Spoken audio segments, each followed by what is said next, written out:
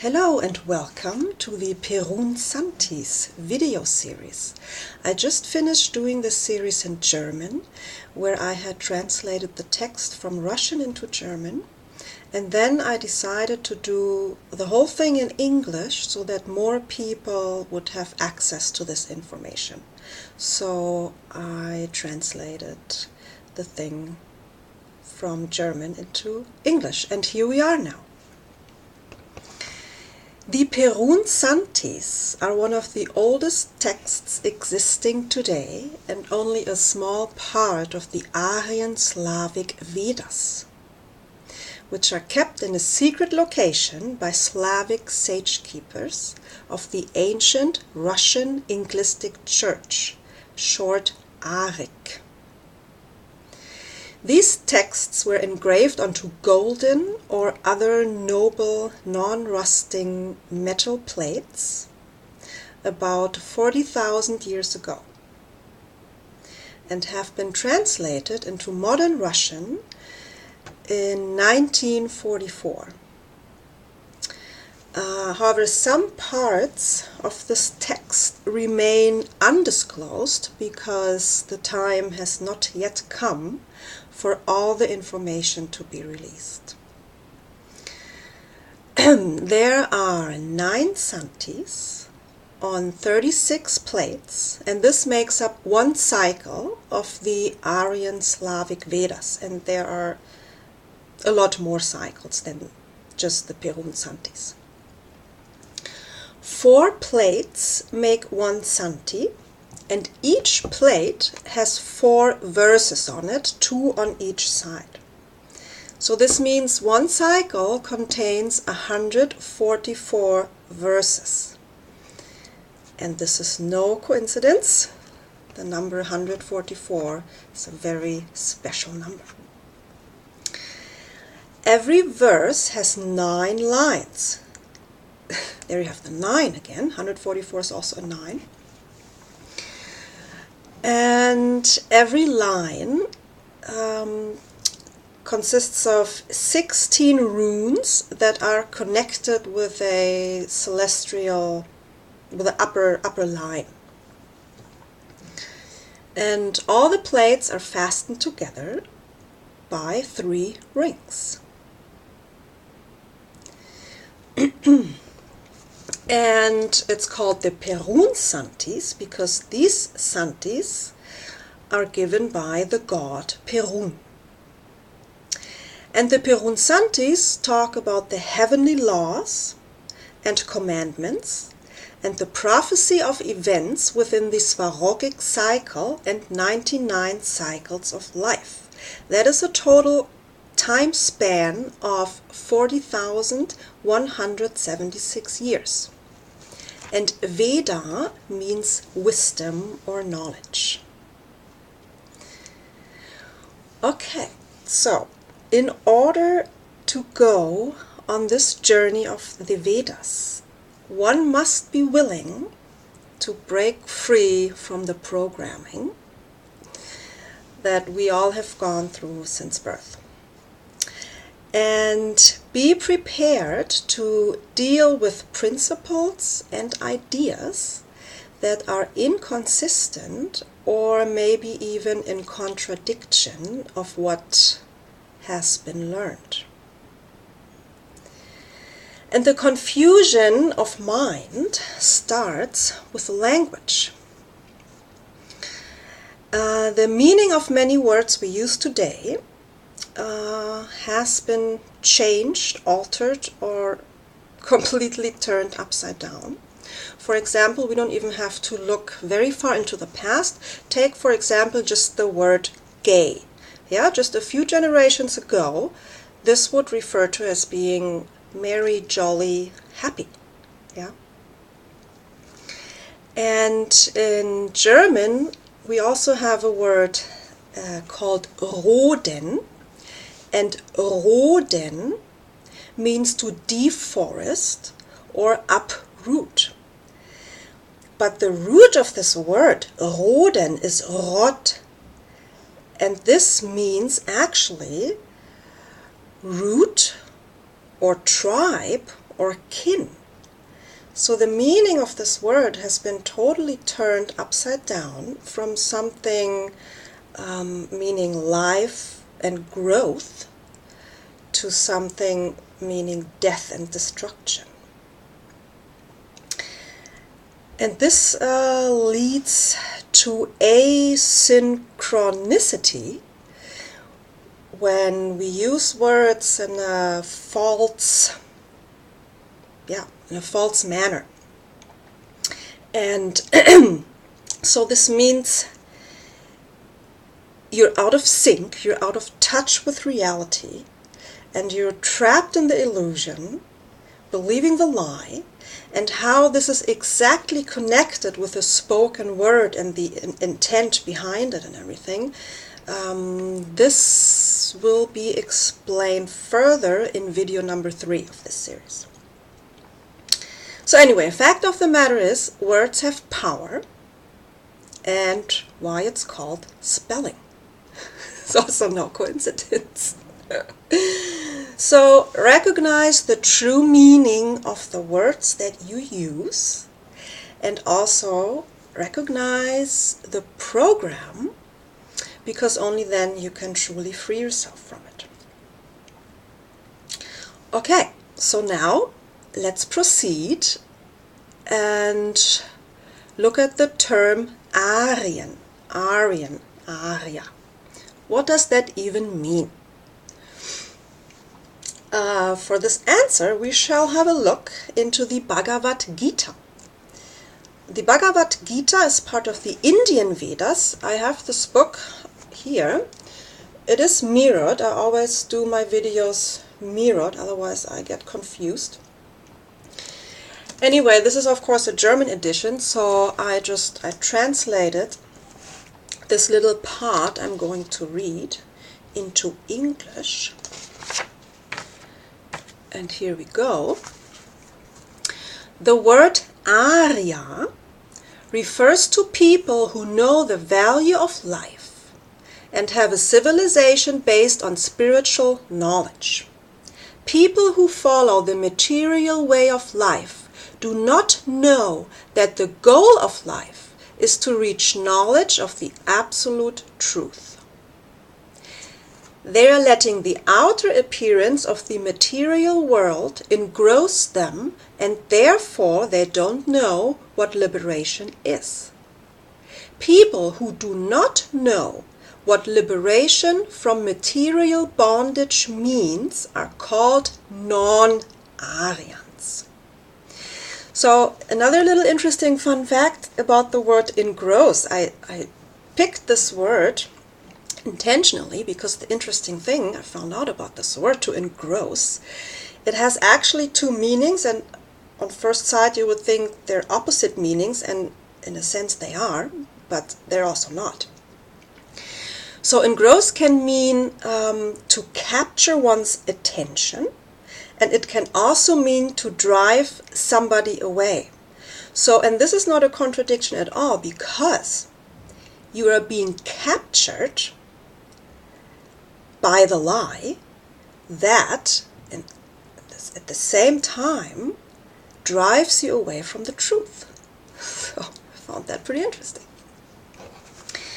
So, but if you now think that living a spiritual life or having spiritual goals means to just sit around in the lotus seat all day with your head up in the clouds, then unfortunately you're badly mistaken, because the first and foremost important thing is to fulfill the duties of life. And in this earthly life, this means our life is a material life. So you cannot turn your back on this world and think that you will reach a higher place. So that's not possible. Quite the opposite. So, and what exactly this involves, that will become very clear as we continue on this journey. And I can tell you, it's not going to be a pony ride. So if you came for rainbow unicorns, then you're in the wrong place. So being Aryan, therefore, has nothing to do with the outer appearance or culture or anything else. Being Aryan means, or being Aryan is a mental, a spiritual, and a moral accomplishment. Yeah? And everybody who has reached a certain higher plane of understanding is called Aryan. Okay, so I will now open the book of Perun with the prophecy of the Voluspa. This is the first poem in the Poetic Edda. And the Voluspa, or the series, talks about the fall and the rise of the worlds, the twilight of the gods, and the beginning and end of time. And the prophecy of the Voluspa has a total of 66 verses, and I'm going to read you verses number 59, 60, and 64, which I had also translated, because I have also the German edition, so I just translated this part into English for you. So here we go. Verse 59. The Aesir gather by the Ida field and speak of the mighty encompasser of the world. Ancient spells they call to mind, and runes once found by Fimbultur. I just noticed right now that I forgot to raise my drink and have a toast to Perun. I usually always do this in the beginning and in between and in the end of the video, and I totally forgot, and I apologize. So here we go. Better late than never, to Perun and his Santis.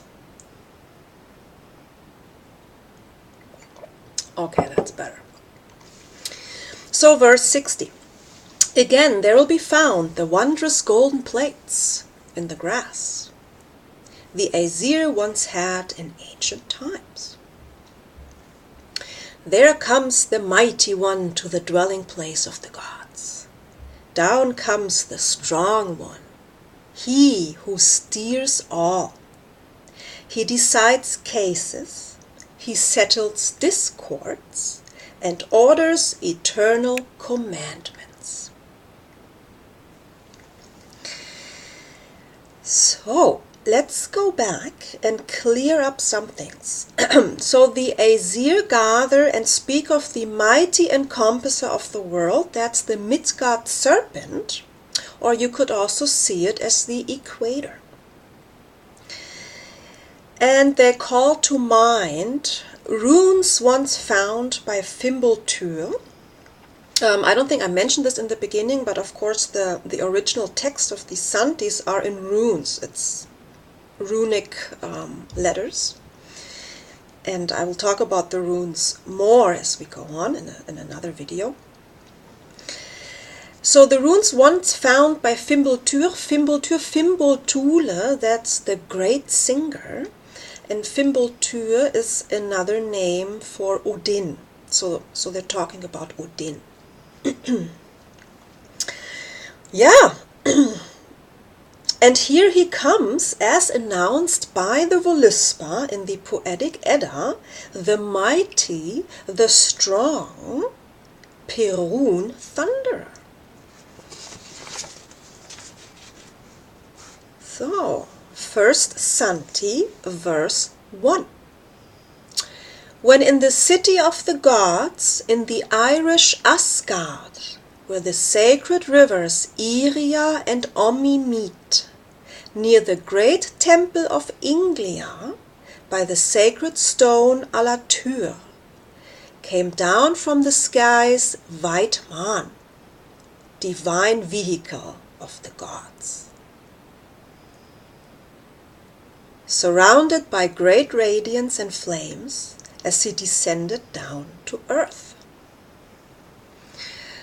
So the city of gods, the Irish or Irian Asgard, where the sacred rivers meet, Iria and Omi. So the river Iria is the name giver of the Irian or Irish Asgard. Asgard, the garden of the Aesir. And the river Iria goes by the name Irtysh today. And the Irtysh flows through China, Russia, and Kazakhstan. And this Irish Asgard, this is the city of Omsk in Siberia. Yeah, so you can go there today. It's called Omsk today. And then we have the Temple of Anglia. Anglia, it was also, Arik is the ancient Russian Inglistic church. Anglia is the primeval fire. So and the Temple of Anglia is then obviously the place where there is the primeval fire. And then is mentioned the sacred stone Alatyr. Alatyr is the star of creator god Rod. There you have this rod, the German word roden and the root rot, I just explained. There he is. It's a creator god, Rod. That's his symbol. And the star Alatyr has 8, what do you call them? Points. 8-pointed star. Yes, and then we have the white man, the vehicle of the gods. In the Indian Vedas, it's called Vitamana. So you have a white man, and then you also have the white mar. The white mar is a very big white man that can hold 144 white mans. You have the 144 again. And whether this white man is a metal object or spacecraft of some kind or something else, that's not so clear. Anyway, let's continue with verse 2. They gathered by the white man, the heavenly vehicle, the Aryan and Daryan kinds, the Russen and Svitarus kinds, leaders and warriors of all kinds of the great race gathered, silver-haired witches and sages most wise, and priests of the united God. The united God is the one God, creator of all being. The source, so to say. Verse number 3. The gathered took seats in rows around white man. They hailed the gods for many days, and white man opened, and in the flesh emerged the white heavenly God. The ever-charming God spoke, I come from Urai earth, from heavenly Svarga, where Iria is flowing light. In the gardens of Firias near heavenly Asgard, I am Perun Thunderer and Svarog's son. People and warriors of human kins, listen to my words. Listen to the warning in my words. Yeah, so as I said, it's not a pony ride. Ratibor, warrior of Svitarus kin, spoke to Perun. Tell us, bright leader, is there any death for warriors of our kins? Verse number 5. Perun answered the warrior, there is no death for warriors of the heavenly kin. Any obvious or hidden doubt of heart, God the highest, keeper of the worlds, father of Svarog and my grandfather, the best of all wise will settle. I know the wisdom of gods is eternal. Who becomes a teacher, even if he tells the great secret, cannot be blamed by gods, for there is no death for him. So now let's go back to verse 4, and I want to explain a few terms. Perun says he comes from Urai, Earth. Urai, Earth is a planet in the system of the eagle. He comes from heavenly Svarga. Svarga is the path of the light, and Svarga is what we call the sky or the heaven or space. And he says in Svarga, so in heaven, in the skies, Iria is flowing light. And what he means by that is the Milky Way.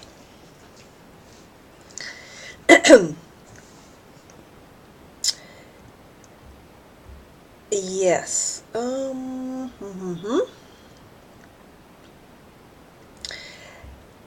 the Milky Way. So he describes the Milky Way as a river of flowing light.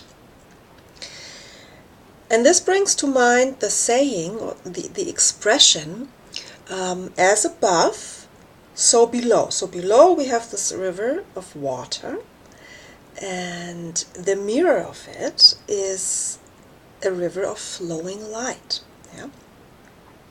So, as below, so above, or as inside, so outside. And this expression refers to the mirroring of things and to creation. The water mirrors the light of the stars. Or you can also say that looking, or let's put it this way. Yeah, the view up to the stars is also the view inside oneself. Yeah, into the center. So looking up high is looking deep down, deep inside. Yeah. So when we look around us, what we see is what's inside of us. Is that what that means? And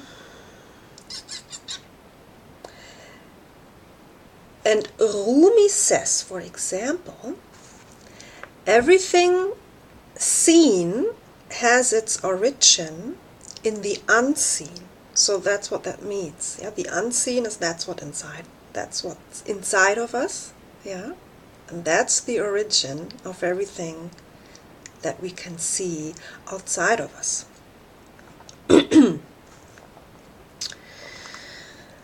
So let's look at the word realization. What does it mean to realize something? To realize something is, for one, a mental accomplishment. Yeah, it's an act of thinking, something that takes place inside the head, but also inside the heart, because to realize something goes a little bit deeper. It involves understanding. And it goes on inside of us. This is one part of the word. It also contains action. When you want to realize something, you want to make it real. Yeah, and we live in a 3D reality. Everything that's real around us is matter, is of material nature. So if you want to realize, so first you realize something inside. You learn something, you understand something, you think, you have an idea, you have a thought. So then you want to make it real and turn it into reality that exists outside of yourself. Yeah, that's matter. So this kind of reminds me of this expression, call to action. Yeah, the call to action, because the call, the word, is also involved.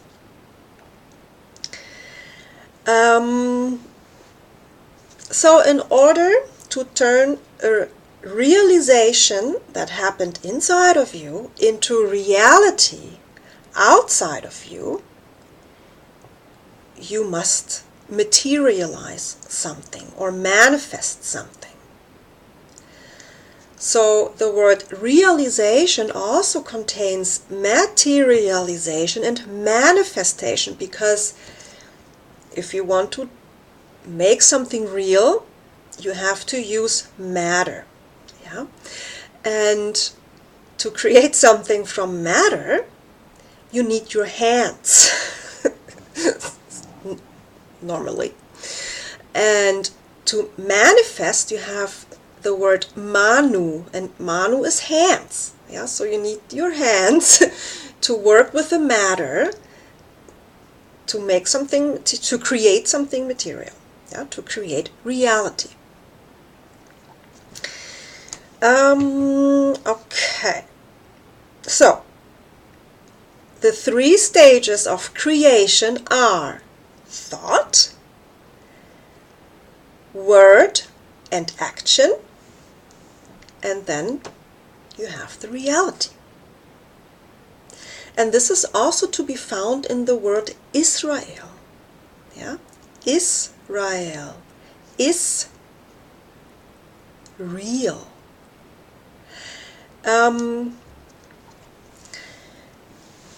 And some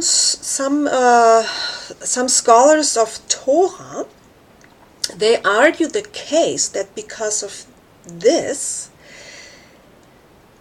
it is actually illegal to have the state of Israel, because they say Israel is a moral accomplishment, a moral state of being, and not a geographical place on earth.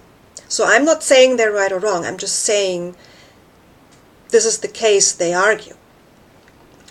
And this is actually the same thing with Aryan. You know, so being Aryan also is a mental, spiritual, and moral accomplishment. Yeah, the same thing with Israel.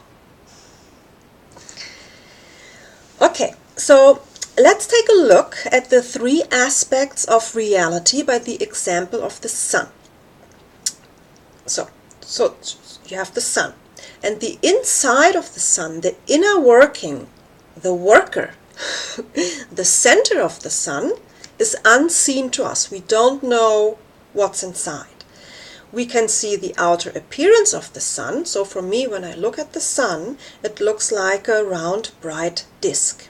Yeah, could be a ball, could be a disk, I don't know. Yeah, it's because I don't know what's inside. So I see the appearance, and what we can also perceive is what the sun sends out, the working of the sun. That's light and warmth. So that's something we can feel.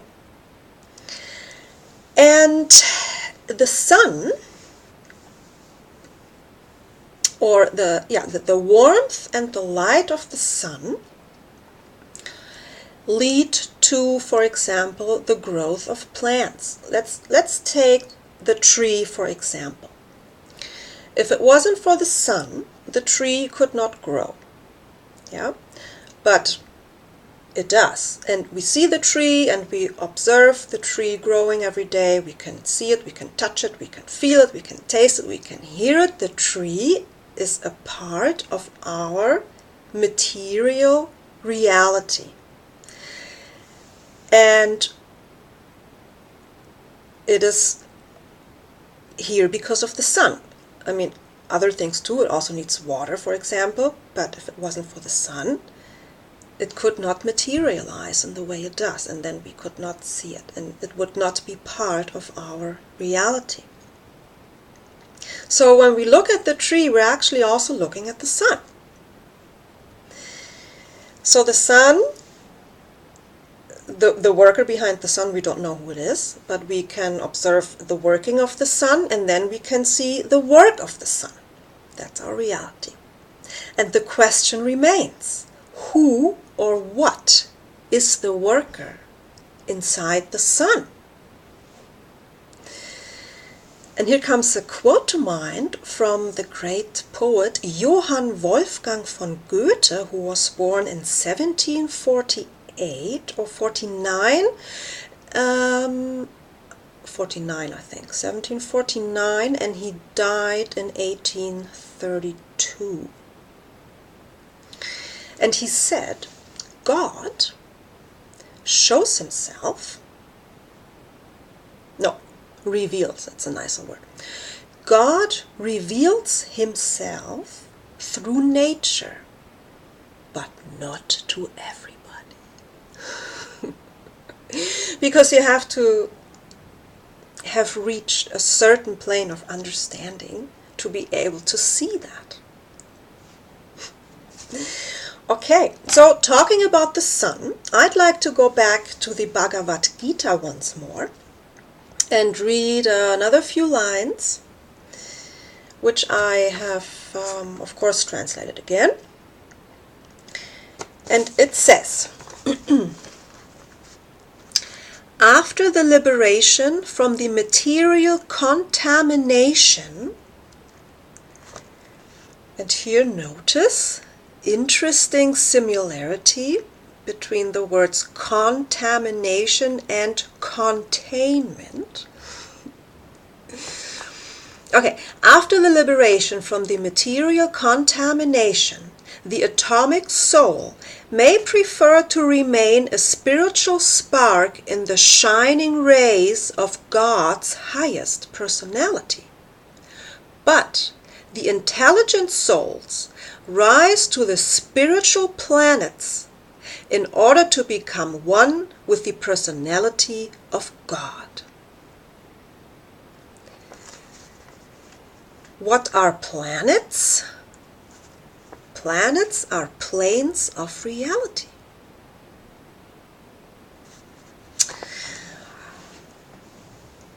And who creates this reality?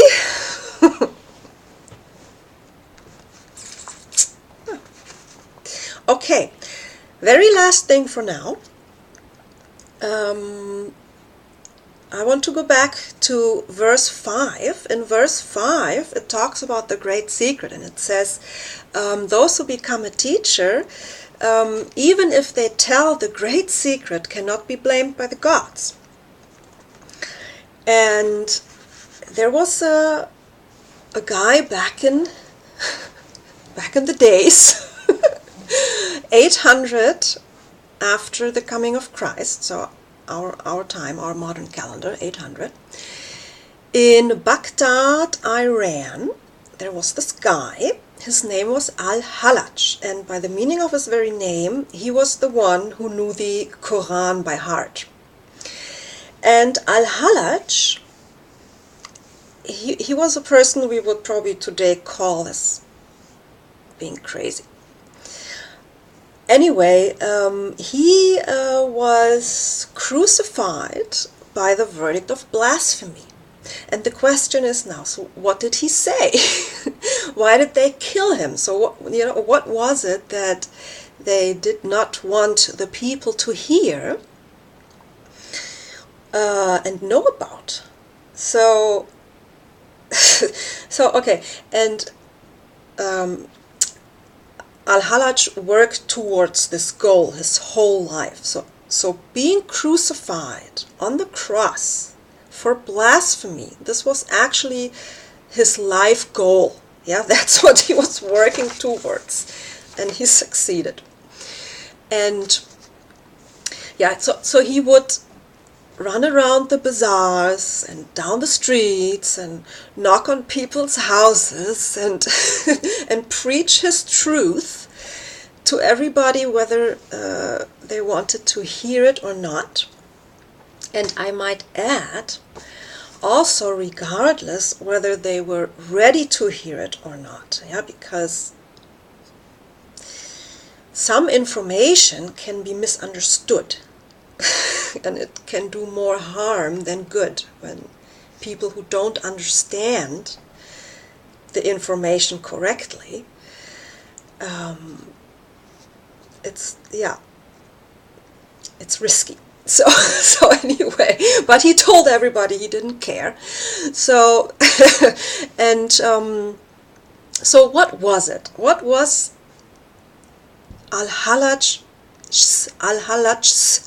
big secret that he was killed for? He said, "I am God." Yeah, that was his secret. Okay, on that note, I shall end the first video of the Perun Santis video series. I thank you for watching and listening, and I shall raise my glass and say Prost and Skal to Perun and the Great Secret.